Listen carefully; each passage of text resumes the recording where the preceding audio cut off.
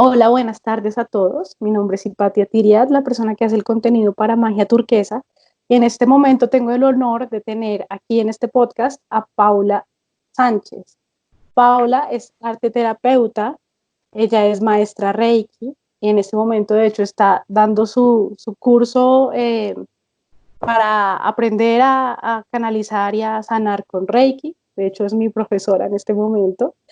Y además es comunicadora, es maestra, es mamá, no solamente es maestra de estos temas espirituales, sino también trabaja con la academia formal. Y si hay algo que me esté faltando, cuéntame tú, Paula, qué más puedo añadir a esta lista?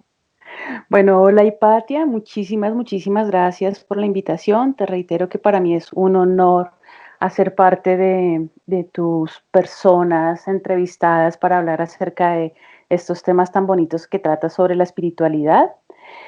Pues no, en términos generales eso es todo. Digamos que diría que maestra, al hablar de formalidad no es que sea así como una catedrática.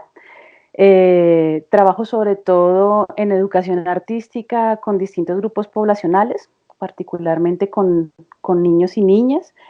Y ya, no sé, me gustan como los métodos o los espacios alternativos de la educación que hay hoy en día. Claro, y en este momento que estamos en estas circunstancias digamos que especiales, pues me imagino que esta experiencia que tienes te ha ayudado muchísimo pues a ponerla en práctica. Lo digo porque soy tu Sí, alumno. sí, pues bueno, siempre pienso que todas las cosas que ocurren son oportunidades y esta ha sido una de ellas. Yo sí debo confesar que para mí el tema de la virtualidad es un tema que me agrada, no me molesta ni me pone en ansiedad. Un poco estaba leyendo un artículo sobre rayos supratensa y creo que esas metodologías que permiten acceder a más personas, que yo siento que un poco también va desde la virtualidad en este momento, pues me gustan, porque son espacios, pues sí, lo que tú decías, justamente alternativos de educación y me encantan.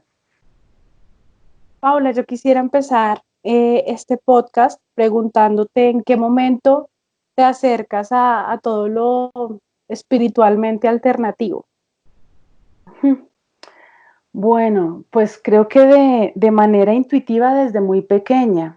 Hace un par de años, teniendo una conversación con una tía mía que ya falleció, ella me contó algo, un episodio de mi vida que no sabía, me dijo, no, es que cuando usted tenía 5 años, un 31 de diciembre, realmente un primero, todo el mundo estaba dormido y ella no, y yo tampoco, por supuesto, porque yo en ese momento era muy madrugadora.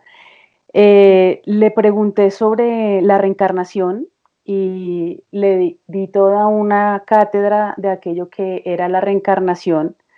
Y me pareció muy gracioso porque primero yo no sé de dónde había sacado toda esa información. Y cuando ella me habló sobre eso, pensé en que este camino de la espiritualidad es un camino que tal vez yo traigo ya en mis memorias. De hecho, creo que todos lo traemos en nuestras memorias, pero tal vez hace parte de eso que considero que es mi misión en este plano. Entonces, desde muy pequeña he tenido inquietudes sobre eso. En la adolescencia con la metafísica, cuando empecé a ver filosofía también coincidí con la metafísica, había un libro que no sé si aún es popular, que es el 3 en 1, también pasé por el tema del juego con la Ouija. El tema de la religión no fue algo que me llamara mucho, en mi casa éramos católicos, no tan practicantes, pero estudié en un colegio femenino y en algún momento quise irme de monja, aunque quería irme de monja misionera, que me parecía muy bonito. Entonces creo que desde muy joven empecé como con este interés por mi propia espiritualidad, pero ya de manera consciente como que yo dijera, bueno, es importante retomar y conectar con mi yo interior. Fue hace que, no sé, unos 10 años o un poco más, como que empecé con esto, o yo no sé, bueno, no, un poco más, era como el 2012, que fue cuando falleció mi abuelita materna, que era la matrona en mi casa, y coincidió posteriormente con una separación mía de una relación de 10 años, y como que fue un momento en el que mi vida cambió por completo. y eso me abocó a hacerme algunas preguntas de esas que uno se hace y son incómodas y las evade por mucho tiempo. Claro, es que justamente hablábamos en clase contigo que a veces nos toca acercarnos o la vida nos obliga a acercarnos a estos temas, es pues cuando realmente los necesitamos, ¿no? Cuando es que uno dice, no tengo que sanarme o salvarme de alguna manera. Sí, sí, sí, así es. Creo que uno a lo largo de la vida va construyendo y teniendo experiencias. Muchas de ellas uno ni siquiera es consciente de para qué las está teniendo y en el momento que surge la necesidad, pues se activan esas memorias y empieza a conectarse todo, ¿no? Sí, claro. Yo quisiera preguntarte por dónde, bueno, ya nos contaste que empezaste muy chiquita con este interés, pero en ese momento de crisis, digamos, ¿qué o sí qué es o a qué herramienta te acercas de primera mano? Bueno, mira, lo primero así como que empiezo en estos caminos fue mandarme a hacer una carta astral, ¿sí? De cuál será ese propósito que tengo en mi vida. Después de la carta astral, eso te estoy hablando, ocurrió como en un lapso entre 1 y 2 años.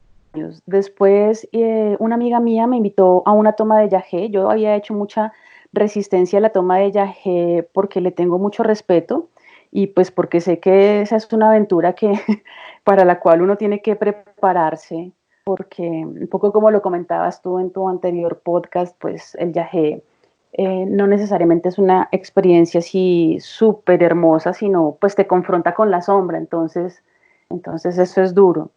Y después de eso, ya yo llevaba un par de años queriendo formarme como reikista, pero era muy costoso en realidad, para mi presupuesto era muy costosa la formación en Reiki, entonces la había dejado allí como de lado y justo cuando me separo, eh, en compensar empezaron a hacer cursos de formación en Reiki que salían mucho más económicos y había una intensidad horaria mucho más alta. Entonces me metí a mi primer ciclo de Reiki y sí siento que Reiki fue de las herramientas o ha sido de las herramientas que más me ha ayudado y que literalmente siento que en ese momento que llegó a mi vida me la salvó. Claro. ¿Tú qué, sí, qué paralelo podrías hacer entre la Paula de hace 10, 11 años y la Paula con la que estoy hablando hoy? Ay, uy, pues somos unas Paulas bien diferentes. Creo que esta es una Paula un poco más humilde con respecto a su propio proceso, en comprender que ese camino de la espiritualidad es eso, es un camino. No estoy tan segura que sea el fin último porque nunca acabaremos de atravesar por ese sendero, ¿sí? Cada cual tiene sus propios caminos a recorrer en la espiritualidad y una vez que llegas a un punto, pues estás lista para otro, entonces creo que nunca cesa, entonces esa humildad de aquí no va a ser un gurú, ¿no? Nos vamos a convertir en gurús, sino en personas que estamos transitando por ese camino. Y también creo muy importante mi concepto sobre lo que es el amor, también ha cambiado mucho. Yo no digo que sea una persona que ya sabe cómo amar, pero sí siento que me acerco más y lo intento de manera consciente a esa construcción de lo que es el amor en libertad. Y no me refiero solamente al amor en libertad en pareja, en una relación amorosa, sino en todos los aspectos de lo que implica el amor, porque sobre el amor se habla tanto, desde que somos pequeños siempre se nos está hablando del amor, pero también hay mucha especulación al respecto. Y creo que ese poder comprender qué es el amor en libertad, o comprenderlo un poco más, ha sido uno de los grandes cambios entre esa Paula que empezó este camino y la Paula que soy en este momento. Qué bonito que hablas de humildad, porque últimamente me he dado cuenta que entre más camino tienes, bueno, no sé, esto suena raro porque ya sabemos que los caminos, pues hay gente que tiene de otras vidas mucho conocimiento y en esta solamente recuerda un poquito y ya empieza, digamos, donde de pronto a otro le ha costado años llegar, Uh -huh. pero quería decirte es que siento que me he dado cuenta que entre más recorrido hay más humildad. Uh -huh. Porque Sí, como que te das sí, cuenta que hay exactamente. tanto por conocer. Sí. Pues es un poco como esas frases que se vuelven clichésudas, pero que son tan profundas, de como como que entre más, cuando conocí todas las respuestas, me cambiaron las preguntas, que hay lo que dice, entonces es un poco eso, como descubrir que nunca vas a terminar el aprendizaje, siempre vas a estar evolucionando, no hay una única verdad.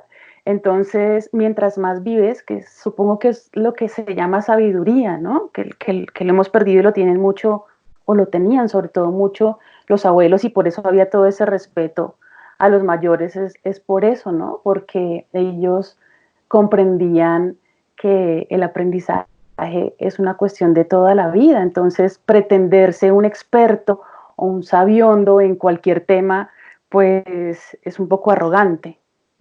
Claro. El solo sé que nada sé. El Siento yo sol, que cada vez es sí, más exacto. profundo. El solo sé que nada sé. Sí, exactamente. Y además porque también es una postura muy bonita frente a la vida, porque cuando tú consideras que ya lo sabes todo y que eres producto terminado, pues se acaba la magia, porque ya no te dejas sorprender. Si lo que tú tienes es la verdad y no necesitas nada más, pues como que cierre y nos vamos. Claro. Yo quería preguntarte antes de empezar a hablar, cuando te pregunté como, Paula, algo para añadir a tu perfil cuando te presente, tú me dijiste, fui por mucho tiempo activista LGBT. Quería, no sé, me dio así como es la sensación de que quizás este proceso de despertar te alejó un poco del activismo o simplemente lo haces de una manera diferente o cómo ha sido eso. No, siento que me convocó a otras cosas, digamos que me volvió una activista no sectaria, ¿sí? Como que cuando estuve en mi militancia desde el activismo en el sector LGBT, eh, muchas de las luchas que se daban sobre la igualdad y los derechos me empezaron a cuestionar porque a veces uno cae también en el error de que eso que estás defendiendo para ti, en cierto momento también empiezas a negárselo a tus a tus detractores, ¿sí? ¿Sí me hago entender? Es un poco, mira, yo tuve mucho tiempo una pelea con los cristianos, ¿sí? Por obvias razones, ¿no? Porque digamos que desde su postura hay un rechazo contundente al tema de la homosexualidad. Eh, entonces, mientras estaba militando, pues había como una pelea casada allí con grupos cristianos porque no nos dejaban ser y porque nos estaban discriminando. Pero mira que a nivel de cuando simplificas esas discriminaciones, yo sentí que desde esa lucha que yo estaba dando, estaba haciendo exactamente lo mismo con ellos, ¿sí? Y hablando en términos de lo que puede ser la verdad para unos o para otros. Y claro, uno podría cuestionar porque hay unos derechos que son incuestionables y eso es verdad, pero, pero también eso requiere un proceso evolutivo y de reflexión y de experiencias de parte de las personas implicadas. No sé si me hago comprender con esto. Es decir, si yo creo en algo firmemente, pues esa será mi verdad y puedo considerar que estoy en peligro, ¿sí? A partir de cosas que me han enseñado durante años y que han venido también trascendiendo a través de generaciones.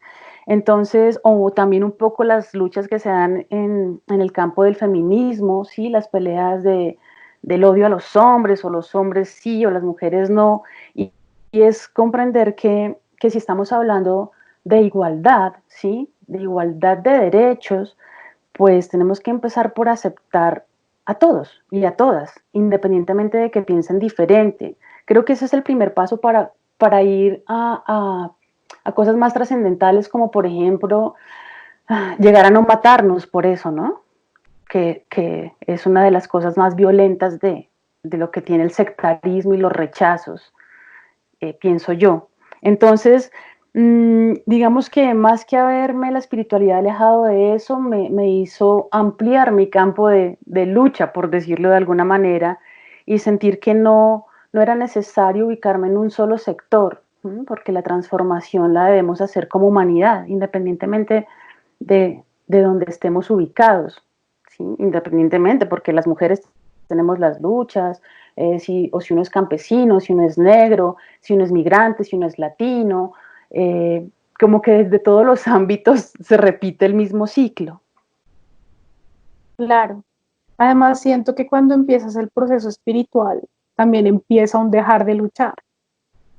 Sí, claro, claro, hay un dejar de pelear. De hecho, mira que una de las figuras como con las que yo me empecé a identificar en esa época fue con el bambú, ¿m? Porque el bambú es una planta muy resistente, muy fuerte, pero muy flexible. ¿M? Entonces, y en Oriente dicen como hay que ser flexible como el bambú para no quebrarte. Y para mí esa es la descripción perfecta de lo que ha ocurrido en mi vida y de parte de lo que he aprendido, a ser muy bambú, ¿sí? A ser flexible, a ceder en cosas, pero a no quebrarme. Mira que, bueno, no, cuando yo en esa época de la que estamos hablando, cuando empezó esto, también coincidió con que me compré una moto. Y en el instructivo de la moto decía, en caso de que usted se vea abocado a un accidente, mire un punto fijo al que usted considere que está despejado y suelte el cuerpo, porque así sufrirá menos lesiones y pues porque no se están tensionando todos los músculos y sufriría menos fracturas. Y es eso, es ser un bambú. Entonces, si yo me suelto y fluyo, seguramente me voy a porrear, me voy a raspar y pues esperemos que no pasara nada más grave, pero en cuanto a las fracturas serán menores. Claro. Yo siento también que tener el proceso de despertar hace 10 años es un poco diferente ahora. Pues porque ahorita está, digámoslo así, pues no digamos que de moda, pero sí está más aceptado mediáticamente, o sea, ya vemos cada vez más publicidad acerca de cursos de Reiki, ya vemos ya que es normal que la gente mire la astrología, que se está, cosas que eran tabú hace 20, 30 años, pues ya ahorita están como cada vez más aceptadas. Entonces, no sé, Ujú. supongo que despertar, yo tuve ese proceso de despertar, entre comillas, hace unos 4 o 5 años, pero yo supongo que para ti hace 10 años, pues fue diferente. ¿Tuviste algún choque con tu círculo social, con tu familia o no? Más bien fue tranquilo.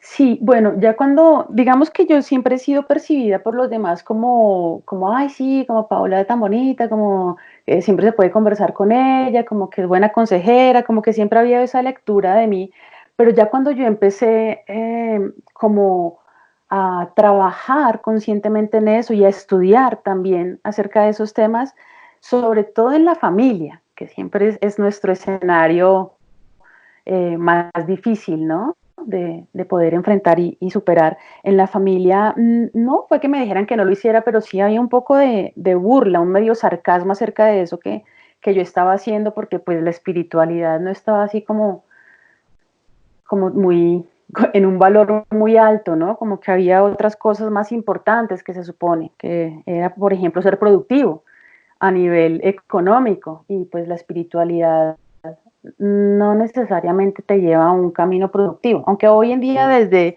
el coaching y todas estas cosas, pues lo que tú dices, como se ha vuelto también un poco moda, porque sí se ha capitalizado como una moda, entonces se le ha dado otro tipo de valores, pero sí, en ese momento fue un poco complejo, aunque no fue traumático, sí, yo tenía, era mi anhelo del corazón, era lo que yo deseaba y entonces yo me sentía muy feliz de poder estar haciéndolo, aún a pesar de las dificultades que pudiera estar teniendo, como de las barreras que me pusieran, como lo tenía tan claro, y bueno, igual yo ya era una persona grande en ese momento, yo tenía, no sé, como unos 36 años, yo ahorita tengo 44, eh, pues ya yo había superado otras etapas de la vida en las que no me importaba mucho lo que los demás pensaran, ya tenía algunas claridades en mi camino, sobre todo de qué era lo que no quería hacer en mi vida, que eso es un gran avance, de pronto no tenía tan seguro que sí quería.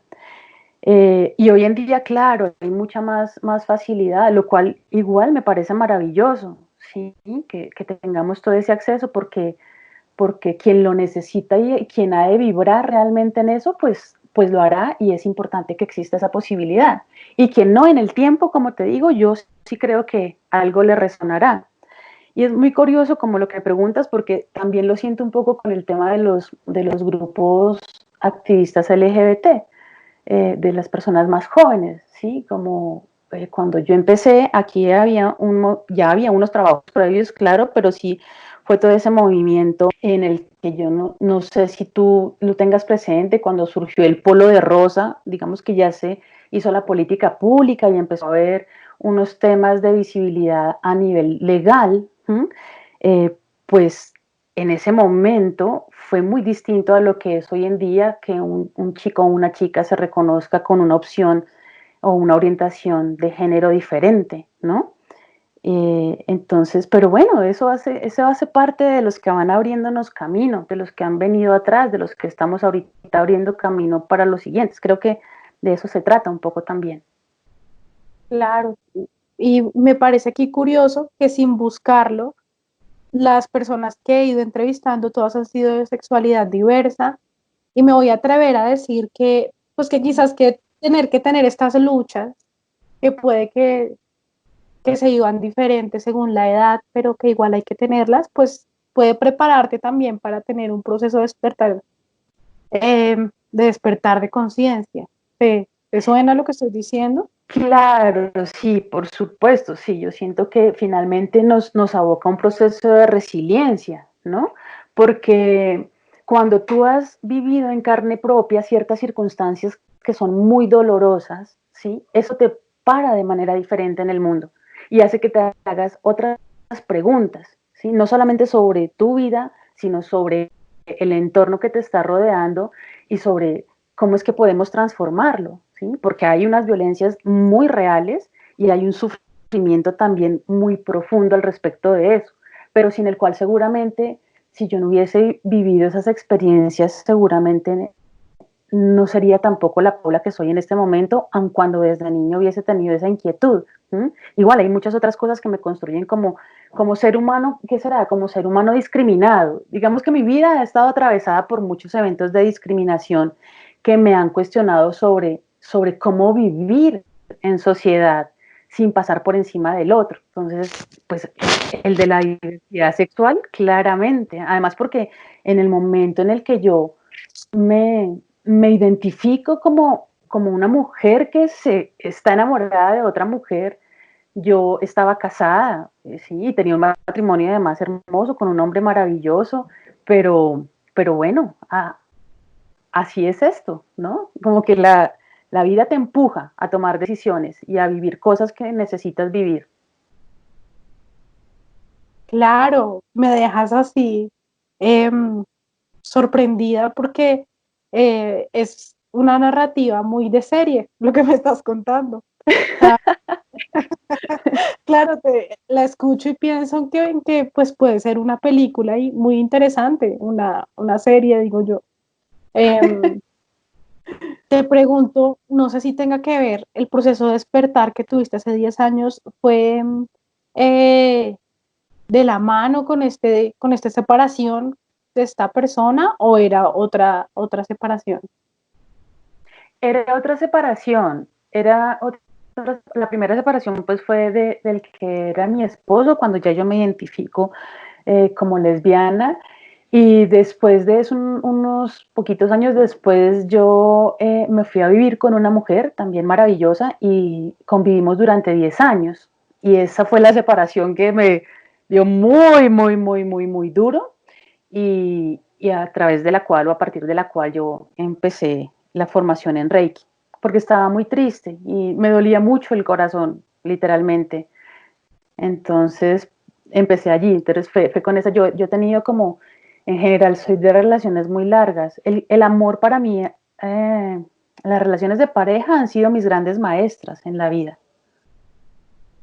Bueno, creo que en tu caso y en la mayoría, porque siento que la pareja puede ser o es el espejo más grande que tenemos, ¿no?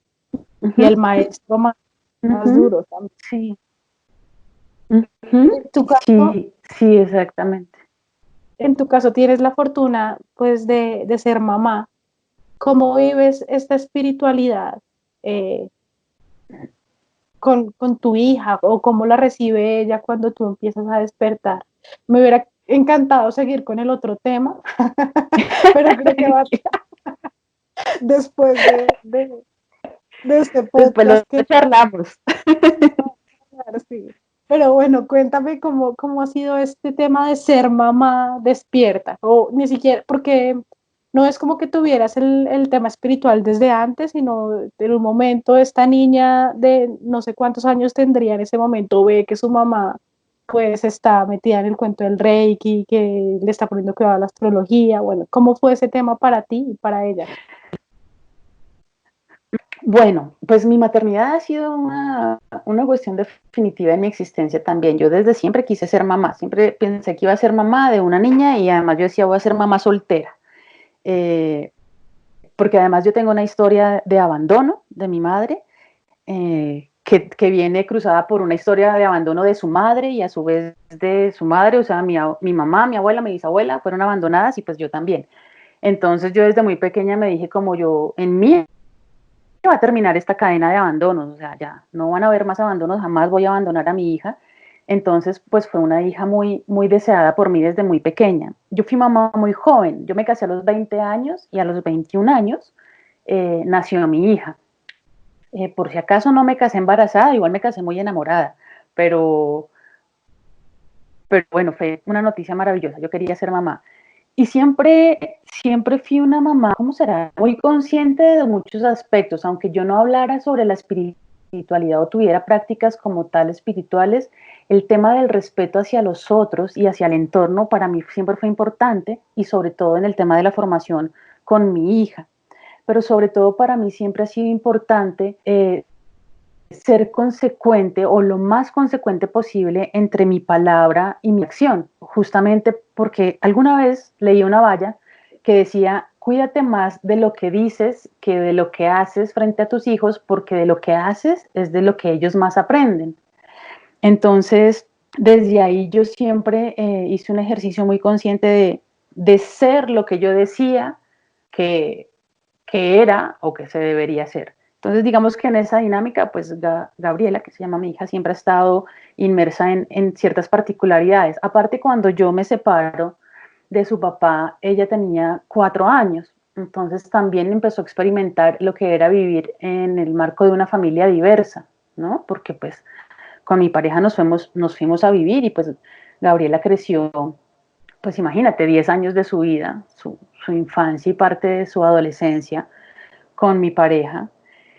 Entonces, cuando empiezo por este camino del Reiki en concreto, ella lo veía como, pues tan chévere, mamita, lo que estás haciendo, además porque claramente ella hacía parte como de lo que yo contaba, y empezó a incorporarlo también en su cotidianidad. Ella estudia licenciatura en artes y también siempre se ha inclinado por el tema de la arteterapia e intuitivamente también desde la espiritualidad. Yo no fui lo que te decía católica practicante, pero mira que ella hizo la primera comunión a los 7 años y a los 6 años ella le dio porque quería ser acólito. Y durante un par de meses yo la acompañaba todos los días a la misa porque ella quería ser acólito, ¿sí? Entonces, como que ella también tiene allí esa parte de esa búsqueda espiritual. Y después de cuando yo me separo, mi segunda separación que empiezo con todo este proceso del Reiki, también coincidió con que tuve contacto con la comunidad de los Hare Krishna. Y de hecho yo me inicié como Hare Krishna y en ese momento, aunque Gabriel al principio me decía como que tú te vuelvas Hare Krishna no significa que yo lo vaya a hacer. Y dije, no, pues cada una decide sus caminos. Sin embargo, ella finalmente termina iniciándose también y se vuelve muy, muy, muy devota en ese momento. De hecho, me sorprendió bastante y siempre incorporaba en sus vivencias y en su palabra eso que yo estaba viviendo de una u otra manera. A veces con cierta resistencia, ¿no? A veces a nosotros cuando somos hijos nos cuesta aceptar qué es lo que nuestros padres nos están dando, porque también estamos en un proceso de definirnos como seres independientes. Pero bueno, a lo que hoy no sé si me enredé, ella siempre ha apoyado mi proceso, ¿sí? Y lo ha motivado porque me motiva a ser mejor también para ella, no solamente para mí, sino también para ella. Siento que ese es mi legado para ella. No sé si será muy pretencioso de mi parte, pero... No, y un legado hermoso, además que por lo que cuentas, ella tiene también su propio camino y su propio proceso. Sí, exactamente. Sí, ¿Qué podría...? Dime. No, que siendo cosas similares, digamos desde lenguajes similares, como por ejemplo el arte, pero desde personalidades totalmente distintas. O sea, ella hace unas apuestas y yo hago otras, desde nuestro propio estilo, mejor dicho, cada una. Yo quería preguntarte un poquito acerca del arte terapia, que es lo que estás mencionando en este momento, porque no lo comprendo muy bien. O sea, imagino cómo puede ser, pero no entiendo bien cómo es una sesión de arte terapia o cómo la manejas. Bueno, yo cuando yo estuve militando, yo no sé, ¿puedo decir el nombre de la organización? Sí, claro. Sí, bueno, yo, mi mayor recorrido como militante fue en lo que hoy se conoce como la Corporación Mujeres al Borde. ¿Mm? Ellas son unas mujeres maravillosas que tienen una escuela de formación en audiovisual comunitario, y ellas trabajan, o yo con ellas conocí un término que es el artivismo. Entonces, hacer activismo a través del arte. Allí empiezo yo a hacer de manera consciente el tema desde el artivismo empiezo a verlo como la arteterapia, ¿sí? A mí el arte siempre me ha atravesado, siempre me ha gustado. De hecho, yo antes quería ser actriz y también quise ser cantante, aunque tengo una pésima voz como cantante, pero como que siempre me motivó todo eso, pintar, bueno, escribir. De hecho, supongo que en parte por eso también estudié comunicación social, sentía que era un espacio en el que yo podía recoger todas estas artes, aunque no tuviese en ese momento, por lo menos la carrera, ese enfoque artístico. Y siempre he trabajado, siempre me ha interesado la educación y sobre todo la educación de los ciclos de los niños más pequeños. Y en mi experiencia empecé a encontrar que esas actividades artísticas que podrían en ese momento ser más lúdicas, le permitían a los niños expresar esos sentires que tenían guardaditos y que no sabían cómo comunicar, porque podían ser regañados, castigados, condenados.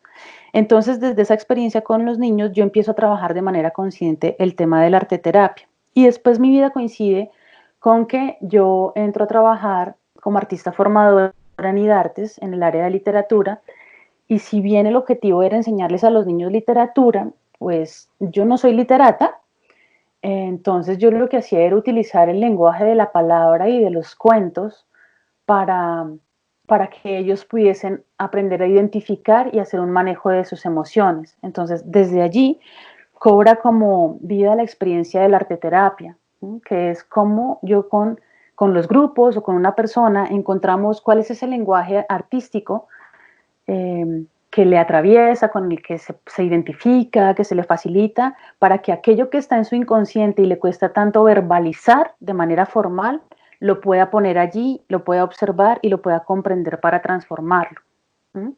Entonces, no sé, por ejemplo, tuve grupos de niños en Voz a San Pablo, que son unos niños con unos contextos de violencia bastante fuertes. Tenía ciclo 1, fue mi primer grupo, y recuerdo mucho a un estudiante, Daniel, se llama él, que tendría unos 6 años, 7 años en ese momento, y él era un niño muy iracundo, se frustraba muchísimo si no le salía bien el dibujo, bien desde lo que él consideraba que estaba bien, ¿no? Porque yo no tenía un parámetro de qué era el mejor dibujo o el mejor texto, no tenía nada de eso, pero a partir de ese mismo ejercicio, yo le empecé a decir como pues que dibujara entonces lo que estaba sintiendo, porque él no era capaz de enunciar si lo que tenía era tristeza, rabia, ira, hambre, sueño, no sé. Entonces, a partir del mismo ejercicio que yo le estaba poniendo de escribir y de dibujar, lo empecé a convocar a que dibujara y hablara sobre lo que estaba sintiendo.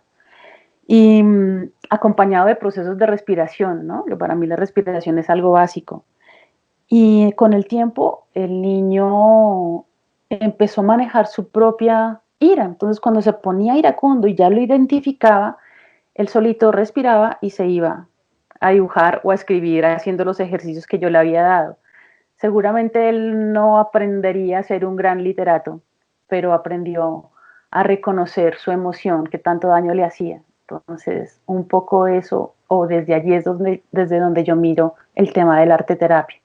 Siento que es una herramienta que es muy útil y que nos convoca a todos. Los seres humanos somos artistas, ¿sí? Somos llenos de experiencias artísticas. Eso no significa que tengamos que ser grandes compositores o grandes pintores. No, es solamente, diría más, la experiencia artística nos ayuda a sanar. Qué hermoso lo que estás diciendo. En las clases de Reiki tú nos has dicho que el sanador sana, cuando Mientras, sana, está sanando a sí sí, mismo. Sí, mientras sanas, mientras te sano, me sano. exacto. Así mismo lo has vivido en este proceso de arte terapia. Sí, así mismo lo he vivido, sí. Sí, además por eso que yo te hablo de la consecuencia de lo que digo con lo que hago, es como que porque yo lo he experimentado y he transitado ese camino y me ha dado buenos resultados, lo comparto. ¿Mm? Y eso no significa que a todo el mundo le funcione de la misma manera, ¿no? Y habrá personas que definitivamente no, no logren vibrar con eso. Aunque, bueno, de momento yo no he conocido a ninguna de manera personal en los procesos, ¿sí? Siempre es un muy buen camino para conocerse.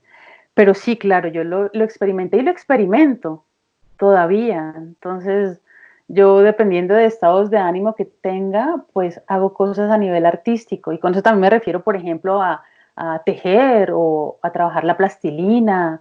Eh, a cantar rap, que es como lo que, yo no soy rapera, pero digo, bueno, es como, desde esta voz es lo que me saldría más chévere.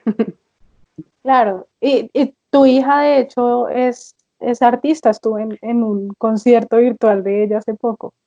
Sí, ella es artista y, por ejemplo, a mí me encanta ella porque ella tiene algo que yo, si no, yo todavía soy muy tímida y todavía tengo muchas, ¿qué será? Prevenciones y condicionamientos sociales. Entonces, pero en cambio ella sí a través del canto, por ejemplo, y de su puesta en escena, porque en realidad hace toda una puesta en escena, pues es un ejercicio catártico impresionante que le admiro mucho y que además me ayuda a mí un montón. Yo canto canciones de ella porque me ayudan a liberarme de las cargas que tengo. Me encanta que lo haga de esa manera. Eh, Su familia paterna a veces sí, es como, ella es considerada la loquita y la rara de la familia, pero la verdad es que a mí me encanta. No me arrepiento, no me arrepiento del experimento que hice. Claro, a mí me gusta muchísimo que por lo que nos has enseñado también en este curso, ¿no? Estoy metiendo mucho lo que estoy pues aprendiendo contigo, pero me es inevitable. Es Ajá. el tema como de mezclar saberes. Uh-huh. Durante una sesión de Reiki contigo, tú comentabas que tú primero hablas con la persona muchísimo, como, como lo sentí yo como una sesión de primero psicoterapia y después Reiki. ¿Es así Uh-huh. o lo entendí mal? Sí, no, sí, es así. Pues yo en realidad lo llamo cuentoterapia, ¿sí? Porque para mí es un poco, yo hago círculos de palabras, ¿sí? También desde hace un tiempo. Eh, y entonces yo siento que la palabra y las historias, la narración de historias es muy importante, ¿sí? En nuestras culturas, en nuestras historias. Entonces yo esa parte la llamo cuentoterapia porque es el cuento que cada uno tiene. ¿Sí? Y no porque sea un cuento es una ficción, ¿no? Porque es que a veces como que se confunde y uno dice como, ay, ya va a echar cuento, ¿sí? Como si eso no fuera una realidad sentida. Y pues claro que sí es una realidad sentida. Pero bueno, sí, no sé, supongo que en términos más formales podría llamarse, ¿cómo fue que dijiste? ¿Una psicoterapia? Sí. Exacto, sí. Entonces, digamos que sí es una parte de psicoterapia, pero converso mucho, sobre todo escucho mucho a las personas, mmm, porque aunque hoy en día es tan fácil comunicarnos unos con otros, pues mucho más fácil que en otros tiempos, pues es muy poco lo que comunicamos, ¿no? Como que no hay con quién conversar y sobre todo conversar sin ser juzgados. porque como los estándares de lo que debemos ser cada vez son más estrictos, pues si uno siente que se está saliendo de ese estándar, va a ser rechazado socialmente, no va a existir y no va a ser nadie, o se va a exponer a que le hagan bullying en las redes por eso que está sintiendo, viviendo o diciendo. Entonces dedico mucho tiempo a escuchar a la persona, y en ese escucharla también es que yo la invito a, bueno, ¿con qué del arte te identificas y cómo hacemos? Tengo un ejercicio, por ejemplo, que se llaman las cartas de odio. Entonces, a algunas personas las invito a que escriban cartas de odio en ejercicios de escritura inconsciente, no desde la formalidad de la gramática ni nada de eso, sino más desde el sentir, para poder ver, bueno, ¿qué es esto que me está atravesando? Porque una de las cosas, Hipatia, que yo experimenté en este proceso de sanación y espiritualidad conmigo misma hace un par de años fue que yo necesitaba permitirme odiar, sí, sé que suena feo, pero era así, odiar a las personas que sentí que me hicieron daño. Y en realidad ni siquiera era yo, o sea, no era mi Paula adulta, era mi Paula niña o bebé, que tenía ese resentimiento y necesitaba poderlo expresar, porque mi Paula adulta, desde la razón, pues tenía muy claro, o tengo muy claro por qué habían pasado las cosas de esa manera, pero mi niña no, y necesitaba expresarlo, y me sirvió mucho hacer cartas de odio. Me costó mucho también, porque me sentía traicionando a mi mamá adoptiva, a mi abuela, pues a mi familia, pero cuando lo hice y pude expresar lo que yo sentí tan injusto con mi existencia, ahí sí ya pude mirarlos de una manera compasiva, ya pude comprenderlo, ya pude realmente sentir que lo perdonaba y que ya no me iba a enrollar más en eso, o sea, ya así había sido, pero yo ya había podido darle el permiso a mi niña que lo expresara, ¿sí? Necesitaba esa niña expresarlo, y las cartas de odio fueron fantásticas para eso. Claro, mira que en mi proceso terapéutico, también algo que hablaba, yo creo que yo en cada podcast nombro a mi terapeuta, yo amo a esa señora, pero ella, creo que una de las claves que me enseñó fue esta, y es que para poder perdonar, primero tengo que dar el espacio de guardar el rencor, de tener rabia, o sea, un segundo y poderlo expresar y decir, sí, aquí lo tengo, pues porque no puedo pasar al otro lado sin hacer el recorrido. Y creo que eso es Claro, lo que estás haciendo ahí en la carta de odio. claro, exactamente. Es que no hay forma de que tú reconcilies a tu sombra si no le permites hacerse visible a tus ojos, y además amarla, ¿sí? Es importante amar esa sombra. Yo siento que a veces la gente ante esta premisa tal vez siente miedo, porque pensará que amar la sombra es perpetuarla en uno, ¿sí? Y yo siento que es todo lo contrario. En el momento en el que yo la miro, la observo, la abrazo y la quiero, y digo como, pues esta sombra también soy yo, pero bueno, también me está doliendo como harto, entonces ya yo puedo iniciar procesos de transformación, y que está relacionado con lo que te decía hace un rato, de cuando yo me permito estar en un proceso constante de aprendizaje y no ser un producto terminado, pues puedo realizar eso, pero conociéndome, ¿sí? Porque si yo lo que hago, mira, hay otra frase que me gusta mucho, y es: lo que resistes persiste. Entonces, y tiene que ver con lo del soltar que tú también decías. Mientras que yo haga resistencia a algo, eso no se va a ir, va a ser muy difícil, porque ni siquiera lo estoy reconociendo. Entonces, esos ejercicios de experimentar el odio son importantes. Además, porque es que las emociones negativas nos están negadas en la sociedad. Uno no tiene derecho a eso. Y resulta que hace parte de nuestra humanidad. ¿Y cómo hago yo para manejar una emoción negativa si no la reconozco? Si nunca me he permitido observarla, porque de eso no me dan permiso. Uno ve a alguien triste o enojado y lo primero que quiere es que se ponga feliz y tranquilo. Entonces, no estés así, tranquilo. No, pero claro que sí, uno necesita estar así un tiempito para ver qué es lo que me estará molestando, qué será lo que me tiene triste. No echarle tierrita o la tierrita debajo del tapete y sigamos. No, porque esa montañita debajo del tapete va creciendo y en algún momento se va a desbordar y a tener que prestarle atención. Y también lo enlazo con lo que te decía de lo que es el amor en libertad, ¿sí? Que para mí el amor en libertad no está relacionado con cuántas parejas tengo en simultánea, ¿sí? Sino sino más amar en libertad al otro tal cual es, sin tener ninguna expectativa sobre él. Y sé que uno igual siempre tendrá algún tipo de expectativa, ¿sí? Pero entre menos expectativas tengas con respecto a cómo debería ser la otra persona y así la ames, pues va a ser mucho más sano y más amoroso también. Puede que en ese proceso descubras que esa persona que amas desde cómo es, aunque la amas, no puedes estar con ella. Y bueno, pues así es la vida, pero igual la amas como es y no la estás presionando a hacer una transformación para la cual no está lista, porque, porque tú también lo dijiste hace un rato, hay personas que vienen con unos caminos previos ya recorridos y aquí están recordando cosas o se les dan más fácil unas cosas que otras. Entonces, pues no está lindo juzgar al otro porque no se ha transformado. Como yo sí pude y usted no pudo, pues porque mi proceso es distinto al de la otra persona y la persona está en su lucha. Aunque para mí sea una lucha insignificante, porque yo pasé por ahí hace mucho tiempo, pero para esa persona es su mayor lucha día a día.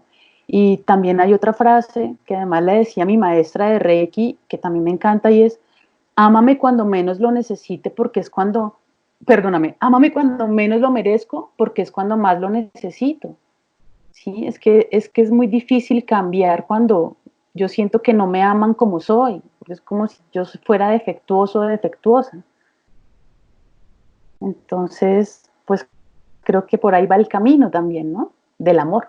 Por eso relaciono tanto el amor con el tema de la espiritualidad y también por eso te digo que una de las transformaciones que he tenido son esas, de qué es eso del amor en libertad. También te libera mucho del sufrimiento. No, pues me estás dejando sin palabras porque todo lo que me estás diciendo me llega ahora eh, para diferentes situaciones, pero me sigue llegando al corazón y estoy segura que a las personas que nos están escuchando, porque también es una forma de salirse del yo no me dejo, yo no me voy a dejar, entonces por eso, sino es más, bueno, yo estoy en mi proceso, tú estás en el tuyo y podemos amar sin ataduras, como dices tú. Exactamente, sí, sí, sin pretender y sin forzar al otro. Porque eso es como tratar de meter un zapato en un pie muy grande, un zapato pequeño en un pie muy grande.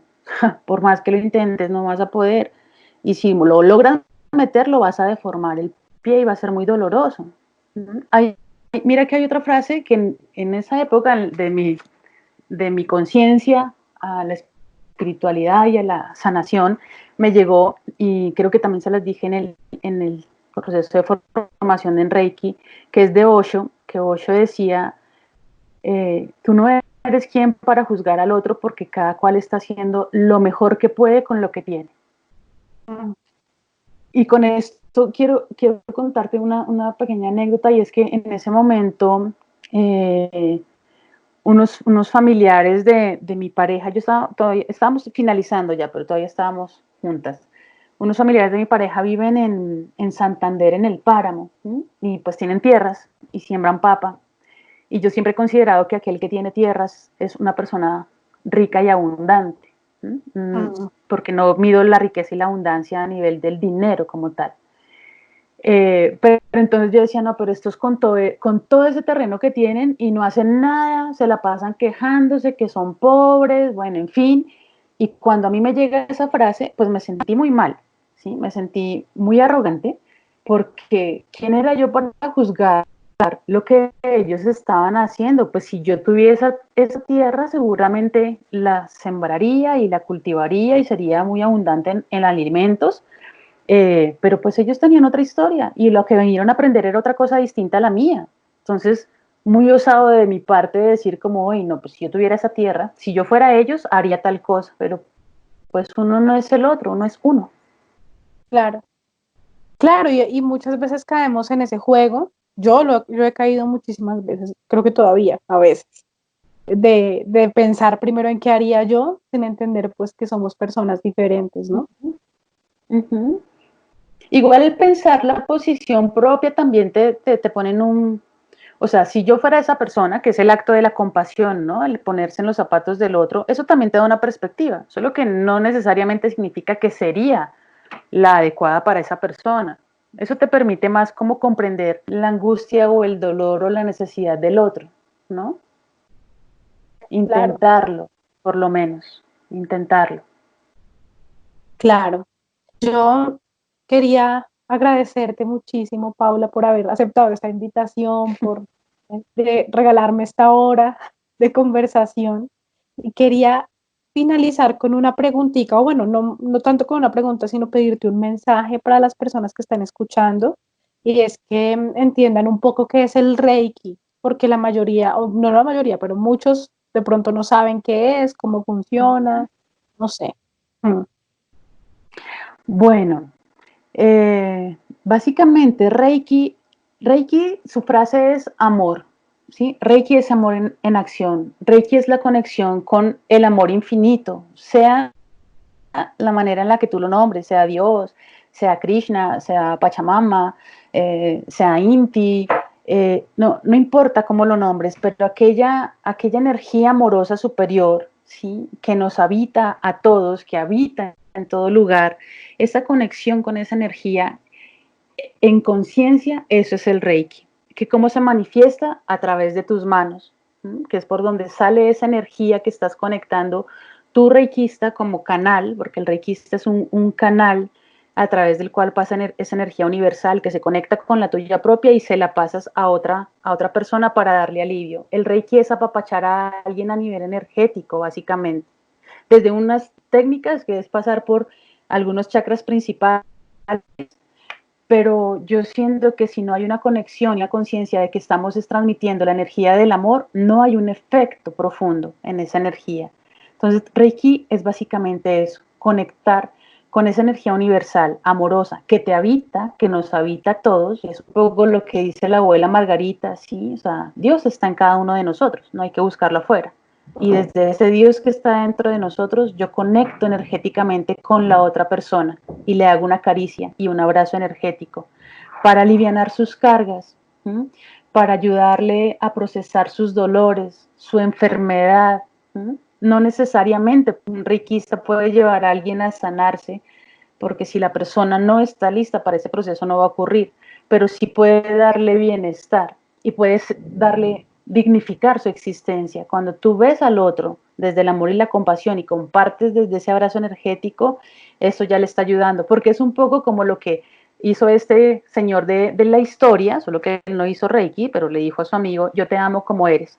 Cuando alguien viene a una sesión de Reiki conmigo, yo lo que pienso es que yo a esa persona le estoy entregando un amor a como ella es, ¿sí? Sin juzgar, no me interesa eso, solamente doy amor. Muchísimas gracias, Paula. Nos dejas, estoy segura, con el corazón súper llenito. Así me siento yo al menos.